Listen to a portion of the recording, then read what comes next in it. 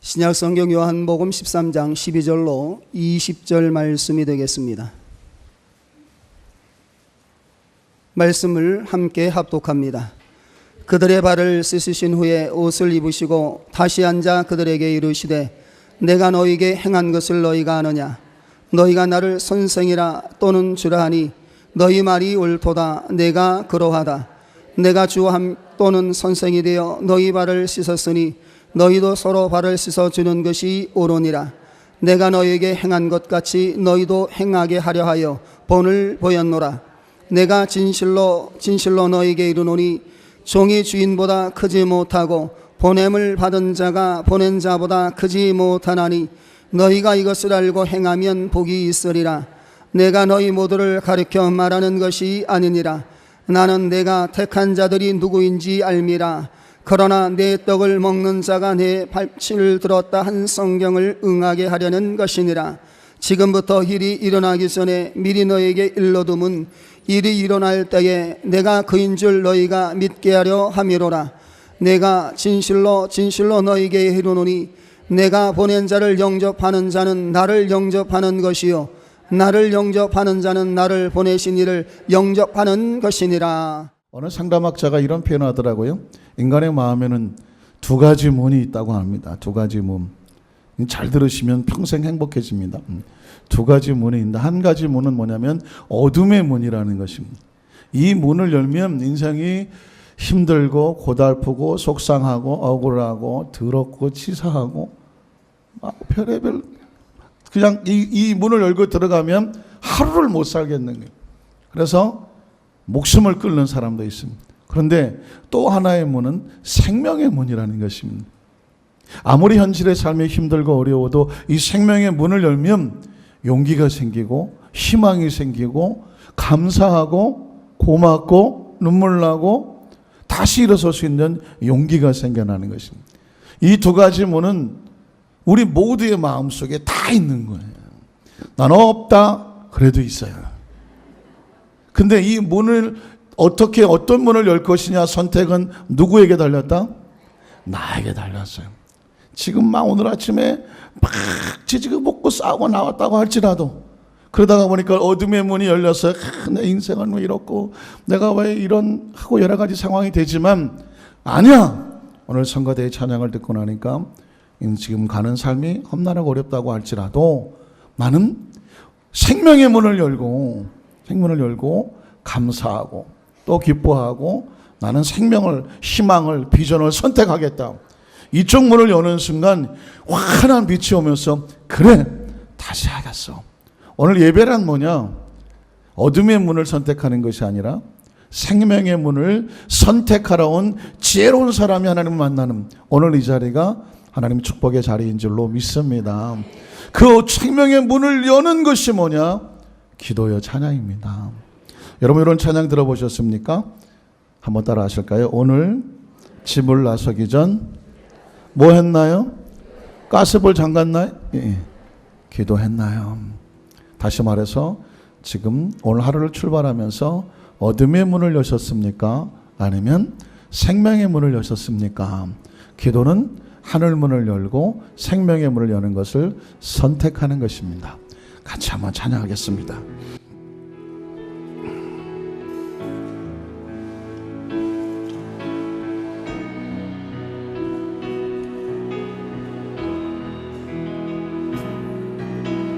오늘 집을 나서기 전 기도했나요?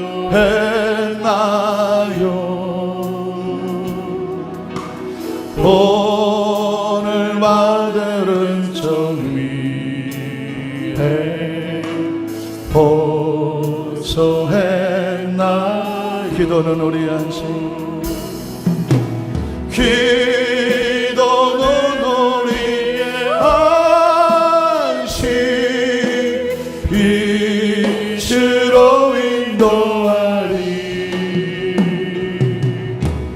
앞이 캄캄할 때 기도 잊지 마시 마음에 분노 가득할 때 마음의 분노가 차 기도했나요? 기도했나요? 나의 앞길 막는 친구, 나의 앞길 막는 친구 용서했나요? 용서했나? 기도는 우리 안식, 기도는 우리의 안식,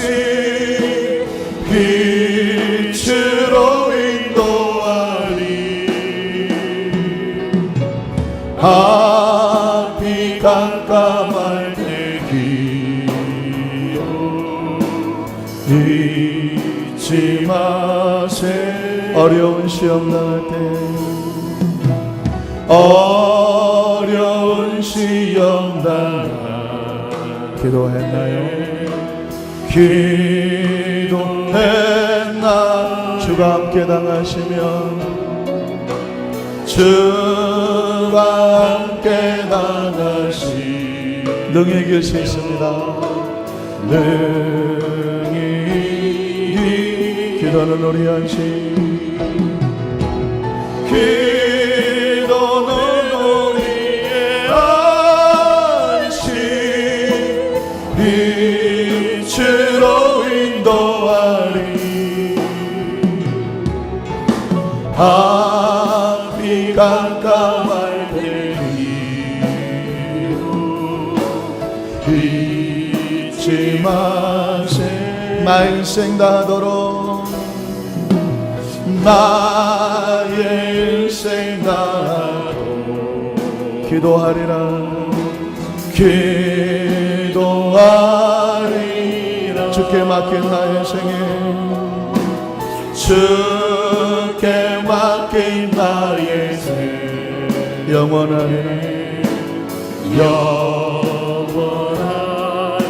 우리 두 손을 가슴에 얹고 기도는 우리의, 기도는 우리의 안식,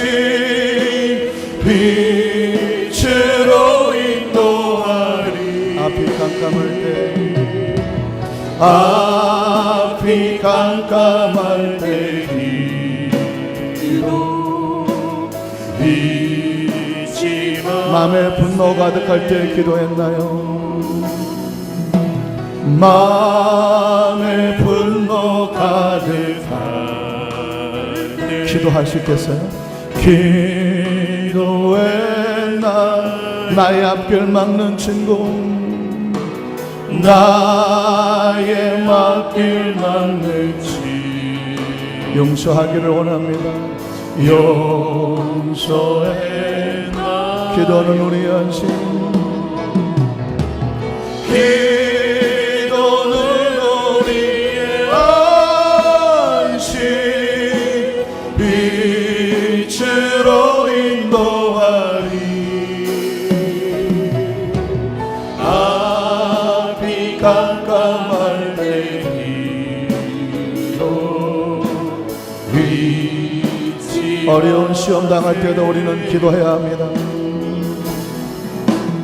어려운 시험 당할 때 기도했나요? 주가 함께 당하시면, 주가 함께 당하시 능히 이길 수 있습니다. 능히. 기도는 우리 안식, 기도는 우리의 안식, 빛으로 인도하리. 앞이 깜깜할 때기로 우리의 평생의 신앙 고백, 나의 일생 다가도록 기도하리라. 나의 일생 다하도록 기도하리라.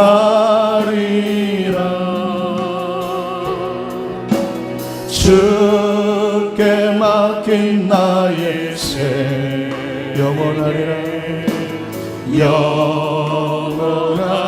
영원하리 기도는 우리 안식 기도는 우리의 안식 빛으로 인도하리 아멘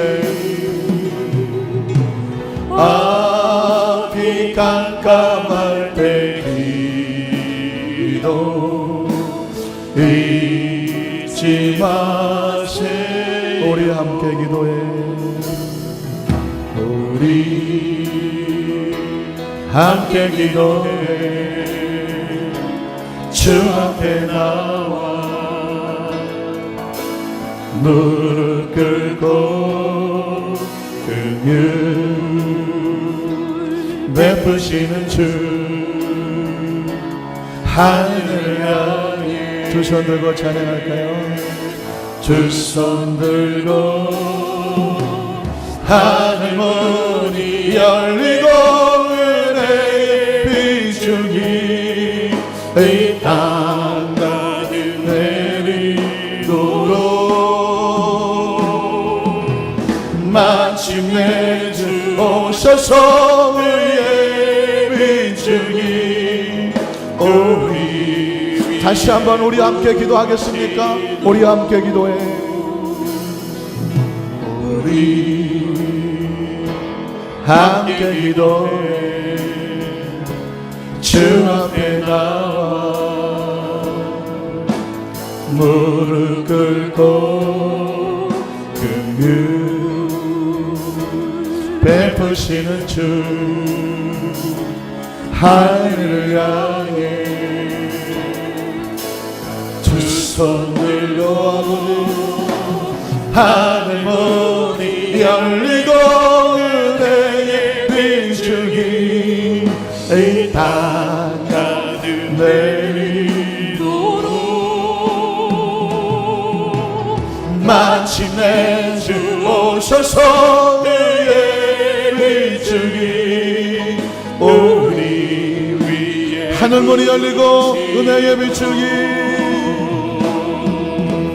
하늘 문이 열리고 은혜의 비중이 이 땅 가득 내리 마침내 주 오셔서 마침내 주 오셔서 의의 비중이 우리 한 번 더 마지막 고백입니다. 하늘 문을 열어주십시오. 하늘 문이 열리고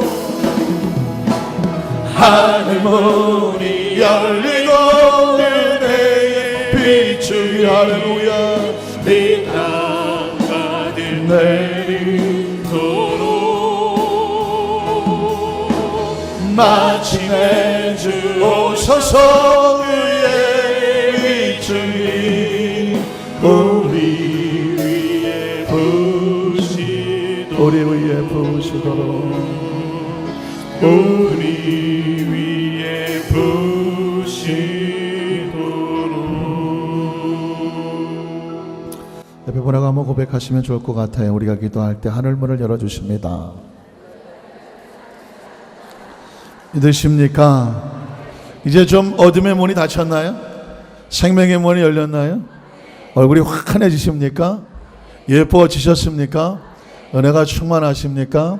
기도는 우리의 두 눈을 감지만 하늘이 열리고 생명의 문을 선택하는 것이고 현실은 여전히 나그네와 같은 삶이라 어렵고 힘든 삶도 있고 앞길 막는 친구도 있고 또 내가 겪어야 될 여러 가지 장애도 있습니다. 그러나 기도는 우리의 안식이고 오늘 하나님께 기도하면 하늘문을 여시고 하나님의 사랑과 용서와 은혜와 은총이 넉넉히 이겨나갈 수 있는 힘을 주실 줄로 믿습니다. 한번 따라 하실까요? 세족식을 통하여 주시는 예수님의 교훈. 이 세족식을 통하여 주시는 예수님이 세족식을 하셨을 때 분명한 의도가 있었겠죠. 왜 이런 일을 행하셨을까? 이제 세족식을 통하여 오늘 크리스찬들에게 반드시 마음속에 새겨넣기를 원하시는 영적인 교훈, 이런 제목으로 말씀을 나누려고 하는 것입니다. 여러분 혹시 다른 사람의 발을 씻겨봐 주신 적이 있으신가요? 나는 지금도 남편의 발을 씻기고 있다. 어림없는 소리를 제가 어림도 없는 소리를 했어요. 참 그런데 제가 총각 때 지금도 총각처럼 화질이 안 좋아서 그런가 충격적인 장면을 하나 봤습니다. 두 분 다 지역장님이셨어요. 순복음교회 지역장님이셨는데 한 분은 그 집에 가서 그 바깥 집사님하고 가족끼리 식사를 먹을 때 같이 동석을 하게 된데 보니까 전혀 반찬을 안 하셔요. 전혀 반찬 안 하셔. 예를 들어서 고등어 통조림 그러면 통조림을 그 자리에서 까.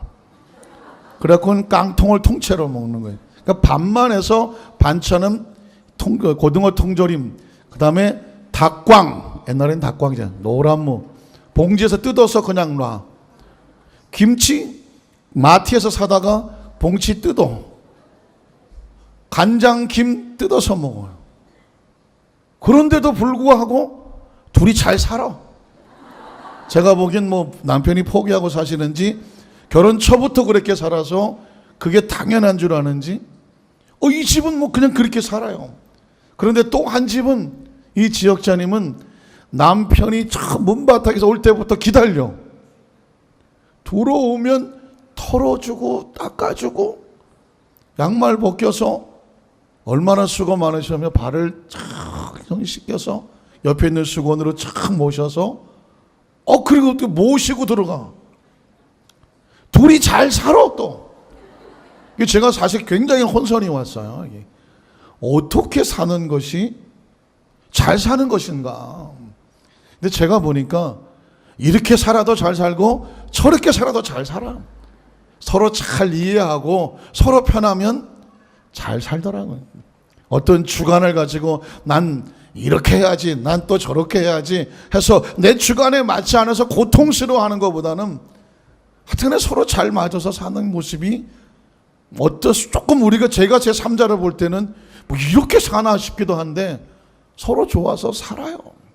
지금도 저 머릿속에 굉장한 충격이었어요. 아마도 그 지역자님은 지금도 발 닦아주며 사지 않으실까 하는 생각입니다. 제가 이 이야기를 드리는 건 뭐 딴 게 아니라 남의 발을 씻겨준다는 게 결코 쉬운 일은 아니에요. 그래서 제가 한번 물어본 거예요. 제가 그 전에 어느 이제 지성전에서 담임 목사를 할 때에 교회 안에서 세족식을 한번 한 적이 있었습니다.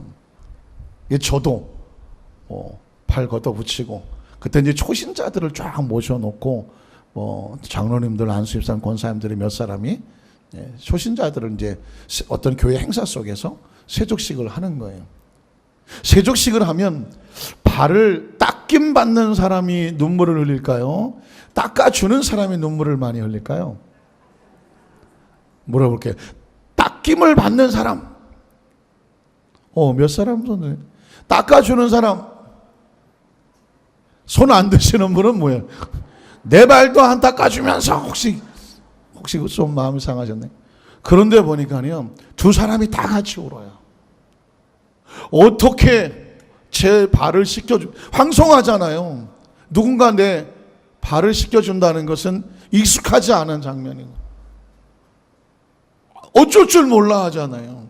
그런데 닦아주는 사람도요, 남의 발을 닦아준다는 게 이게 쉬운 일 아니에요. 자기 발도 잘 안 닦는 분도 계실지 모르겠지만 어쨌든 양말을 벗기고 물을 적셔서 그 다음에 비누칠을 해서 정성껏 닦아내고 수건을 가지고 발을 잘 닦여서 물기를 없애고 그 옆에 있었던 다시 양말을 다 신겨서 신발까지 다 신기고 했을 때 그 기분은 눈물이 철철 나는 이유가 뭐냐면 예수님이 이런 마음이셨겠구나 하는 거죠. 예수님 이런 마음. 자, 왜 예수님께서는 느닷없이 벼랑간 갑자기 예고도 없이 제자들을 모아놓고 겉옷을 벗으시고 수건을 허리에 두르신 다음에 한 사람씩 앉혀놓고 대여야 물을 떠다다가 한 사람씩 제자들의 발을 씻기셨을까? 굉장히 중요한 의미가 있죠. 자, 아까 제가 세족식을 할 때에 누가 더 많이 눈물을 흘리겠느냐? 같이 눈물을 흘리더라. 그런데 그 눈물의 의미는 뭐냐? 사랑이었어요. 발을 씻겨주는 사람도 사랑 없이는 되지 않고요. 누군가 내 발을 씻겨줄 때 사랑을 느낄 수밖에 없죠. 사랑이 교차하면서 서로 귀하고 고맙고 섬기는 마음으로 그 사랑으로 눈물을 흘리는 것이죠. 그래서 여러분 요한복음 13장 1절에 보니까 우리가 지난 주에 썼던 건데요. 1절에 보면 한번 읽어볼까요? 6월절 전에 예수께서 자기가 세상을 떠나 아버지께로 돌아가실 때를 아시고 세상에 있는 자기 사람들을 어떻게 하시더라? 사랑하시되 끝까지 사랑하시더라. 이렇게 요한복음 13장 1절이 출발하면서 그리고 이어지는 사건이 무슨 사건이다? 세족식 사건이었어요. 그러니까 예수님이 이 세족식을 하시기 전에 마음속에 가지고 있었던 것은 뭐냐면 자기 백성들을, 자기 사람들을 사랑하시는 사랑의 발로가 어떻게 바깥으로 나온 것이 바로 세족식의 백그라운드가 되는 것을 볼 수가 있습니다. 자, 그러면서 예수님은 또 한 가지 고민이 하나 있습니다. 2절에 보면 같이 읽어볼까요? 마귀가 벌써 시몬의 아들 가룟 유다의 마음에 예수를 팔려는 무엇을 넣었더라? 생각을 넣었더라. 자, 예수님의 두 가지 고민은 뭐냐면 하나는 자기 사람들을 사랑하시되 끝까지 만군의 야훼 하나님, 그 하나님의 아들이 이 땅에 오셔서 피조물인 인간의 발을 씻겨주실 정도로 사랑하는 마음, 사랑의 사명과 함께 마귀가 들어가서 예수님을 등 뒤에서 빗으로 치고 배반하고 배신하고 발을 하는 이 가룟 유다와 같은 이런 사람들을 또 대저 또는 그것을 품어야 되는 이런 가슴 아픈 두 가지 고민이 있었다는 것이죠. 그러니까 다시 말해 쉽게 얘기하면 인생의 삶을 살아가면서 끝까지 사랑해야 할 사람이 있는가 하면 또 어떤 사람은 끊임없이 고통과 아픔의 대상이 되는데 그 고문과 아픔의 대상조차 품어야 되는, 이해가 되십니까? 인생은 결국 두 가지 사랑을 품어야 되는데 내가 좋아서 내가 아껴서 사랑하는 그 사랑의 품음과 함께 내가 도무지 힘들고 어렵고 아프고 고통의 대상이 되는 때로는 원수 같은 존재가 될 수도 있는데 그러나 그것조차 알면서 싸워서 대적해서 물리치는 것이 아니라 나는 끝까지 사랑으로 그것을 안고 가야 되는 이 두 가지의 고민이, 사랑의 고민이 예수님의 마음속에 있는 것을 발견하게 되는 거죠. 여기서 한 가지 여러분이 기억하실 것은 뭐냐면 왜 예수님은 자신을 배반하고 팔 줄 아는 그 가룟 유다를 쫓아가서 그냥 능지처참을 하고 보복하고 복수하고 쫓아버리지 않았을까? 이유는 뭐였을까요? 왜냐하면 그건 그리스도의 사명이 아니었어요. 예수님의 사명은 사랑하는 자를 지키는 것이고 혹시 그의 앞길을 가로막고 장애가 되고 고통스럽게 하는 사람이 있다고 할지라도 나는 저 사람을 보복하고 복수하는 것이 그리스도의 사명이 아니라 그리스도는 십자가를 지고 자신의 길을 건너가는 거예요. 가룟 유다는 자신의 길을 또 가는 거예요. 이게 크리스찬이 가야 할 길이에요. 오늘 저와 여러분이 맡겨진 예수님의 사랑과 용서를 가지고 그 사랑의 십자가를 지고 우리는 천국으로 갑니다. 믿으십니까? 저와 여러분의 사명은 그 길 가는 거예요. 그런데 마치 가룟 유다와 같이 배 위에서 발목을 잡기도 하고 목을 찌르려기도 하고 고통과 아픔의 대상이 있을 수도 있어요. 어떻게 하느냐? 싸우고 지지고 볶고 보복해서 쳐서 물리치는 것이 크리스찬의 사명이 아니에요. 크리스찬은 예수님처럼 십자가와 사명을 지고 가는 거예요. 그리고 나를 고통스럽고 아프게 하고 힘든 사람은 어떻게 해요? 그 사람은 또 자기 길을 가는 거예요. 그 사람의 가는 길에 대해서 가로막고 싶고 뭐 하고 싶은 마음이 왜 없겠어요? 감정이 왜 없겠어요? 그런데 예수님께서 보여주시는 것은 뭐냐면 우리는 우리 길 가자. 그 사람은 그 사람의 길을 가는 거예요. 이해가 되십니까? 오늘 예수님께서 가지고 있는 이 고민은 하늘나라를 품고 하늘나라를 향해서 달려가고 있는 저와 여러분의 마음속에 품고 있는 고민과 같아요. 자, 그런데 그 고민의 문제를 이제 세족식을 통하여 주신 예수님의 교훈을 통해서 우리가 알게 되어집니다. 자, 첫 번째로 세족식을 통해서 우리에게 주시는 예수님의 교훈은 뭐냐면 서로 발을 씻어 주라는 것입니다. 같이 한번 읽어볼까요? 서로 발을 씻어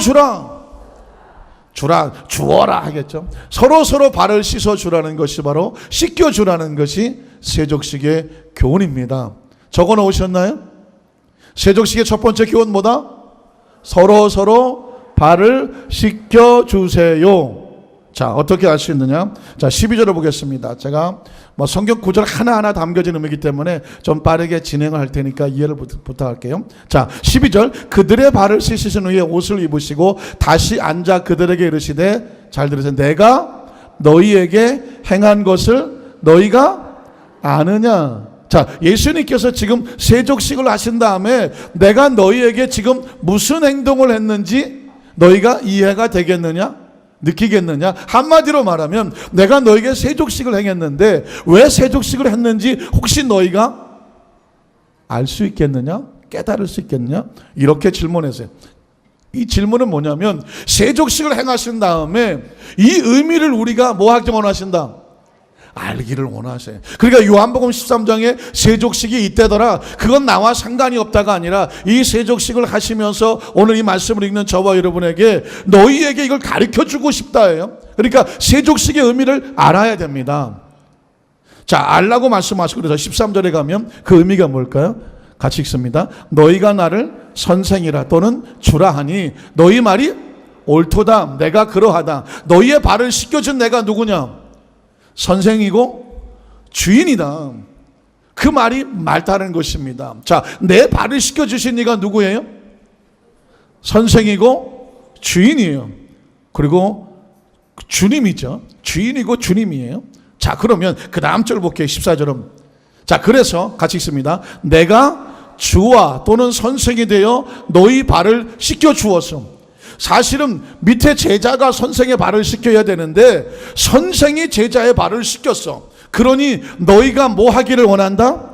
너희도 서로 발을 씻어주는 것이 뭐하다?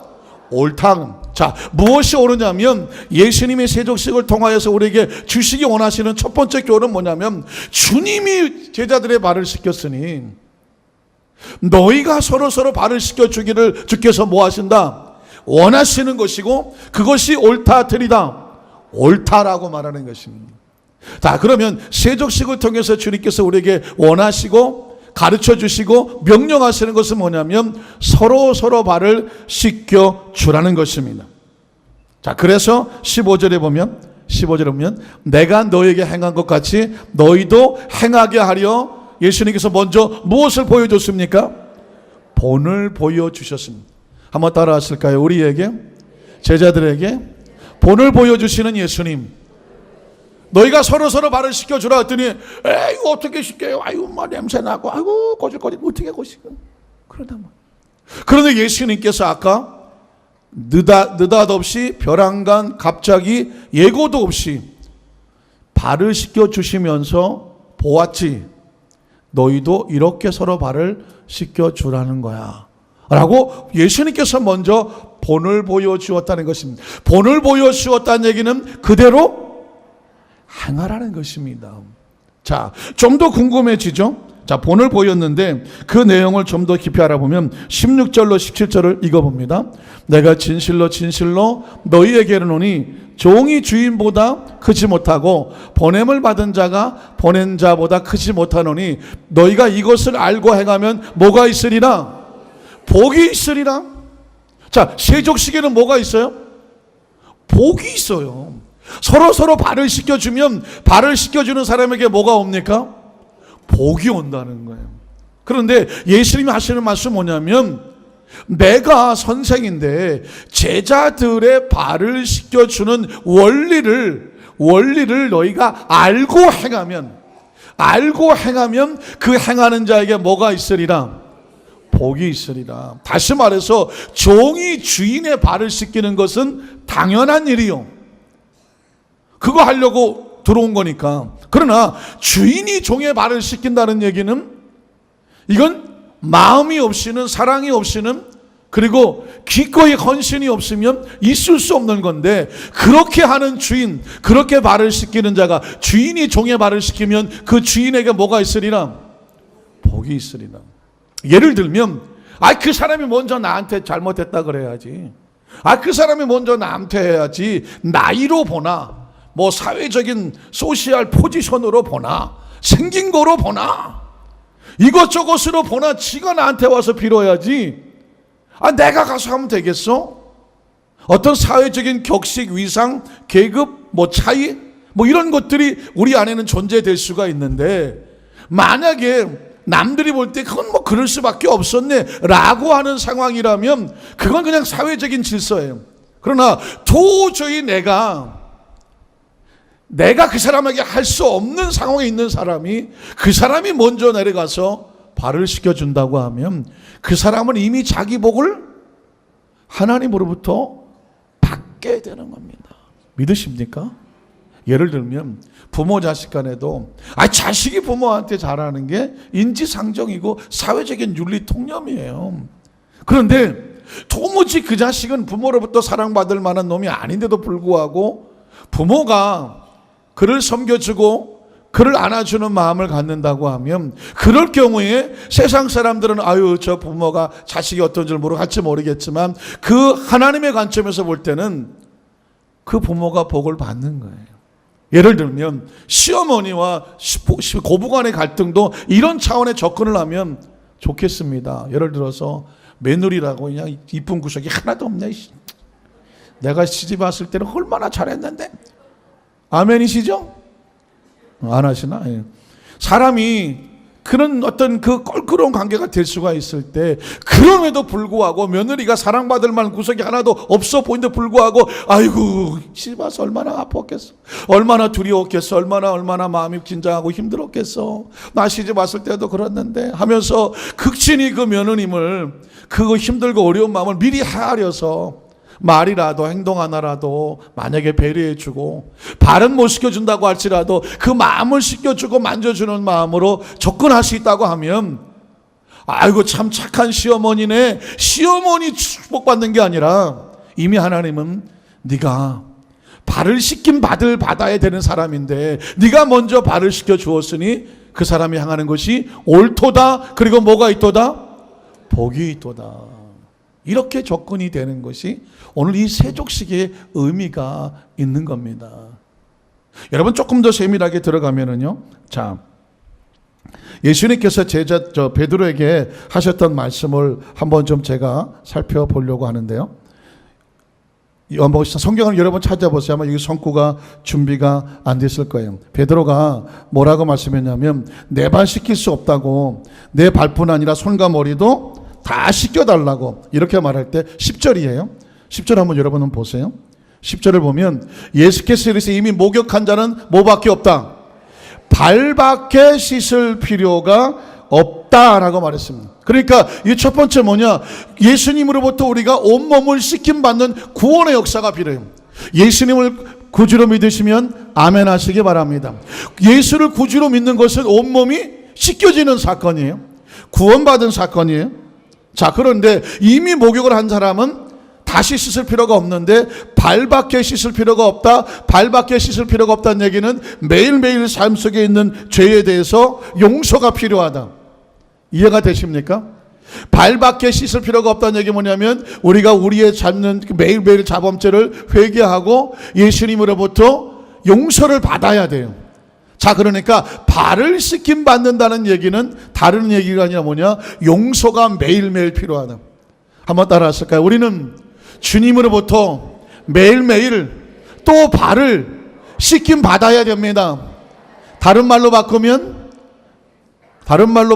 하시면 매일매일 회개가 필요하고 또 뭐가 필요하다? 예수님의 용서가 필요한 거예요.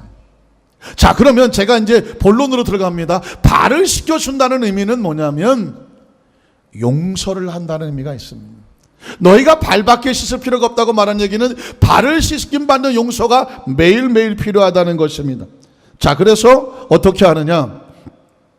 서로 발을 씻어주는 게 옳다. 자, 14절이요. 같이 읽어볼까요? 14절. 내가 주와 또는 선생이 되어 너희 발을 씻었으니 너희도 서로 발을 씻어주는 것이 옳으니라. 다른 말로 바꾸면 너희도 서로 뭐 하는 것이, 용서해 주는 것이 뭐하다? 옳다라고. 내가 이미 너희에게 온몸을 목욕시키면서 너희를 완전히 용서해 주었으니, 아멘이십니까? 내가 너희를 온몸을 목욕시키듯이 용서해 주었으니, 그리고 매일매일 잡은 발 밖에 씻는 용서도 필요한 사람들이오니 너희가 서로 뭐 하는 것이, 용서해 주는 것이 하나님 안에서 뭐하다? 옳다는 것입니다. 그런 의미에서 여러분, 세족식은 목욕을 하고 몸을 닦는다는 것이 의미 이상으로 용서를 말하고 있는 것입니다. 자, 그리고 내가 먼저 씌웠다는 것은 예수님이 먼저 우리를 용서했으니 너희가 용서받은 은혜 받은 자로서 다른 사람의 발을 씻겨주는 것이 뭐하다? 옳다고 말하는 것입니다. 사랑하는 성도 여러분, 아까 우리 성가대가 찬양을 할 때에 이 세상은 험하고 얼마나 더 나가야 될지, 어떤 일을 나갈지 참 힘들고 어려운 나그네의 삶 같은 표현을 썼습니다. 그렇습니다. 인생의 삶을 살아가면서 제일 힘든 게 뭐예요? 제일 힘든 게, 아마 100이면 100, 여러분 각자 의견 다 다를지 몰라요. 난 이게 힘들고 저게 힘들고 저게 힘들고 각자가 다 달라요. 그러는 것 중에 하나가 뭐냐면 용서가 쉽게 돼요, 안 돼요? 쉽게 용서가 안 돼요. 오죽하면 내 두 눈에 뭐가 들어가기 전에, 흙이 들어가기 전엔 절대로 내가 용서 못한다, 또는 안 본다, 두 번 다시 내 앞에 나타나지만, 눈에 흙이 들어간다는 얘기는 뭐예요? 근데 어떻게 그런 무서운 말을 자기가 하지? 내 두 눈에. 그래서 어떤 사람은 내 두 눈에 흙이 들어가자까지 못한다는 옆에 있다가 얼굴에다 흙 뿌리더라고. 눈에 흙 들어갔으니까 좀 해달라고. 물론 조크이긴 합니다만은 두 눈에, 그러니까 그만큼 마음 가운데 꽉 담아둬서 절대로 용서 못하겠다는 얘기. 용서가 그만큼 힘든 거예요. 그런데 여러분 신앙생활 하시면서 인생을 살면서 여기까지 오면서도 힘드셨잖아요. 저도 제 짧은 인생까지 오면서 특별히 또 목회를 하다가 보니까 얼마나 그런 일들이 많이 있겠습니까? 그럼에도 불구하고 어금니 깨물고 내 두 눈에 흙을 내가 뿌려가면서 기필코 용서해야 돼. 기필코 용서해야 돼. 이유는 뭐냐? 오늘 주님께서 이렇게 말씀했거든. 내가 너를 먼저 씻어주었으니 너희가 먼저 서로 씻어주는 것이 옳으니라. 그러니까 예수님이 날 씻겨주신 걸 인정을 하려면, 이게 의미가 있고 효과가 있으려면 나도 서로 씻어줘야 돼요. 씻겨주는 거 쉽지 않지만 내 안에서 이미 용서가 나가고 사랑이 나가고 축복이 나가고 감사가 나가야 돼요. 그게 옳다고 말해요. 또 그게 뭐가 온다고요? 복이 와. 그러니까 미워하고 원한하고 있다가 그 사람도 죽고 나도 죽는 것보다는 어떻게 끊임없이 용서하고 씻겨주는, 그러니까 씻겨주는 거예요. 씻겨주는 것이 옳고 그 다음에 복이 있어요. 그래서 용서하는 자가 복이 있습니다. 온유한 자가 땅을 차지하는 것처럼, 한번 따라하실까요? 용서하는 자가, 발을 씻겨주는 자가 뭐가 있도다? 복이 있어요. 이게 원리예요. 알아요. 우리 성도님들이, 강덕교회 성도님들이 얼마나 말씀을 잘 따라하시고 아멘도 들이다 크게 하시는데, 용서하는 자가 복이 있도다 하니까는 거의 영혼 없는 고백으로, 용서하는 자 없냐면 하나니까 하기는 하지만 마음은 전혀 내키지도 않고. 알아요. 얼마나 힘든지 나도 가끔 하고 싶지 않아. 그러나 오늘 예수님께서 우리에게 도전하시잖아요. 내가 너 먼저 용서했잖아. 머리도 발까지 다 씻겨줬잖아. 발 들어오면 발도 씻겨줄게, 매일매일. 그러니 어떻게 해요? 내가 본을 보인 것처럼 너희가 서로 발을 씻겨주는 게 옳아. 그리고 이거 원리를 알고 그럼에도 불구하고 또 씻겨주는 자가 뭐가 있어요? 복이 있어. 그리고 네가 나를 따라오는 크리스찬이라고 하면 주님이 먼저 본을 보였으니 그 본을 따라가야 무슨 찬? 김종찬? 크리스찬. 크리스찬은 그리스도를 닮아가야 크리스찬입니다. 10분 안에 끝낼게요. 둘째로 주님이 택하신 자들을 알고 계셔. 한번 따라 하실까요? 주님이 택하신 자들을 알고 계신다. 이게 여러분 굉장한 축복이지만 굉장히 무서운 말입니다. 18절을 한번 읽어볼까요? 18절. 내가 너희 모두를 가리켜 말하는 것이 아니다. 12명의 제자를 놓고 다 깨끗하다 씻겨, 아직 가면 안 되죠. 문자는 돌아올지어다. 예전에 그런 찬송 많이 불렀으면 돌아왔네요. 예. 내가 너희 12명 모두를 가리켜 말하는 것은 아니다. 나는 내가 택한 자들이 누구인지를 알아. 이게 얼마나 귀한지 몰라요. 저와 여러분이 남들보다 그렇게 화려하고 뛰어나고 뭐 알지 모르지만 어디서 마치 구석에 처박혀 있는 돌멩이처럼 그냥 내 사명 쥐고 그거 붙잡고 있다고 할지라도 주님은 자신이 택한 자가 누구인지를 알아요. 그러나 내 떡을 먹는 자가 내게 발꿈치를 들었다고 한 성경을 응하게 하려는 것이다. 19절 보면 지금부터 무슨 일이 일어나요? 누군가 예수님을 배반하게 될 것이요, 예수님이 팔려가게 될 것이요, 십자가에 달리게 되실 것이요, 그리고 이 사건이 일어나기 전에 미리 너희에게 일러주면 일이 일어날 때에 바로 지금 내가 그인 줄, 구약 성경에 예언돼서 십자가에 달리실 그인 줄 너희가 뭐하게?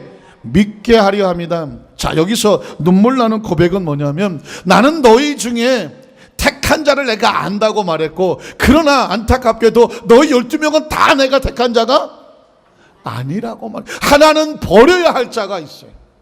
자, 12명이 있는데 그 12명의 발을 다 씻겨주는데 예수님 말씀하시기를 12명 중에서 다는 아니다. 그러나 내가 택한 자가 누구인지 나는 안다. 그리고 하나가 나를 팔 것이다. 그는 택한 자가 아니다라고 말했습니다. 참 조심스러운 말이긴 하지만 오늘 저와 여러분의 신앙의 성공과 실패는 지금이 아니에요. 언제냐? 우리가 이 땅의 사명을 다 마치고 주 앞에 가기 전 바로 그 순간에 주께서 택하신 자인지, 아니면 이 가룟 유다 같이 마지막까지 세족식 그 자리까지 있음에도 불구하고 이 세족식이 끝나고 성만찬이 끝나고 나면 가룟 유다가 밖으로 나갑니다. 뭐 좀 나중에 나오겠지만 내가 예수님 팝니까? 내가 뭐 합니까? 이러다가 나갑니다. 뭐 하러 나가나요? 예수님을 팔러 유대병자 공회로 가는 게 나옵니다. 여러분, 마지막 순간까지 함께 할 수 있다는 것은 축복입니다. 여러분의 신앙, 예수를 믿고 구원받은 것은 절반의 성공으로 왔어요. 마지막은 뭐냐? 주님 오시는 그날 우리가 저 앞에 가는 날까지 내가 받은 이 구원의 은총과 맡겨진 사명과 어떤 요동과 어떤 어려움이 있고 유혹이 있다고 할지라도 끝까지 달려갈 수 있느냐? 끝까지 그 마지막 순간까지 달려가는 그 순간에 가서 바울처럼 고백하겠죠. 내가 지금 선한 싸움을 다 싸우고 나의 달려갈 길을 다 마쳤다고 하는 거예요. 우린 지금도 여전히 달려가고 있어요. 똑바로 가기도 하고 흔들리기도 하고 뭐 뒤로 가기도 하고 자빠지기도 하고 엎어지기도 하는데 문제는 뭐냐? 끝까지 옳은 길 가야 되냐? 끝까지 옳은 길. 여러분, 끝까지 하나님의 편에 서서 끝까지 옳은 길 가시기를 주님의 이름으로 축원합니다. 그래서 마지막 세 번째는 뭐냐면 20절에 마지막 세 번째 제목이 뭐냐면 한번 따라 하실까요? 주님이 보낸 자를 영접하는 자가 누구를 영접하는 것이다? 주님을 영접하는 것이다. 이 세족식의 마지막에 가서 예수님께서 마지막 교훈을 주시는 것은 20절이었습니다. 자, 20절을 같이 읽어볼까요? 내가 진실로 진실로 너희에게 이르노니 내가 보낸 자를 영접하는 자는 나를 영접하는 것이요, 나를 영접하는 자는 나를 보내신 이를 영접하는 것이다. 뭐 그 말이 그 말 같이 보이죠? 잘 보세요. 내가 보낸 자를, 예수님이 보내는 사람은 예수님의 제자들이라고 보면 되죠. 내가 보낸 자를 영접하는 자는 누구를 영접하는 거예요? 예수님을 영접하는 것이고, 예수님을 영접하는 자는 또 누구를 영접하는 거예요? 예수님을 보내신 하나님을 영접하는 것. 그러니까 이 사명 안에 세 가지 삼각관계가 있어. 삼각관계. 하나님, 예수님을 보내신 하나님이 있고, 그리고 그 하나님 보내신 예수님이 있고, 또 예수님이 보내신 제자가 있고. 그런데 이 세 가지가 하나님, 예수님, 제자, 이 세 가지 관계가 심각해. 무슨 관계? 삼각관계. 전문적인 용어나 잘 모르시는 거는 이 관계가 삼각관계예요, 셋이. 그런데 이게 사이클이 돌아.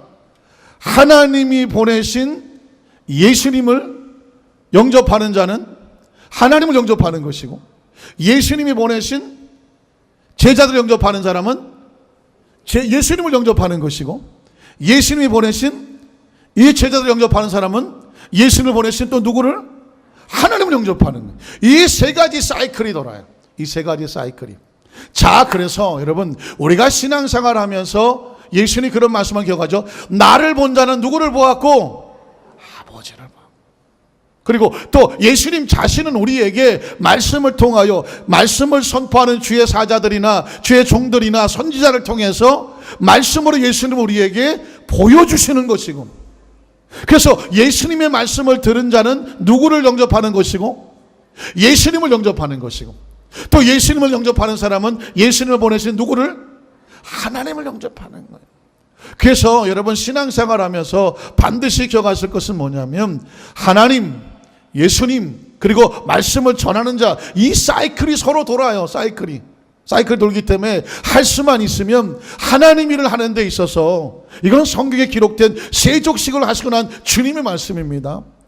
하나님의 일에 우리가 같은 예수님을 영접하는 자는 하나님을 영접하는 것이고, 또 예수님이 보낸 자를 영접하는 자는 예수님을 영접하는 것이고, 예수님이 보낸 사람을 영접하는 사람은 하나님을 영접하는 것이고, 그러니까 우리 모두가 하나님 안에서, 하나님은 하늘에 계시고, 예수님 말씀을 통해 우리 가운데 와 계시고, 성령님이 역사해 주시고, 제가 강단에서 말씀을 선포할 때에 강단에 선포하는 말씀이 어떤 인간의 말이 아니라 성경 그대로 말씀 속에서 하나님의 말씀이니, 이 말씀을 아멘으로 받아들이면 누구를 영접하는 것이고, 예수님 영접하는 것이고, 예수님을 영접하고 믿고 구원주로 받아들인 사람은 예수님을 보내신 하나님을 영접하는 거야.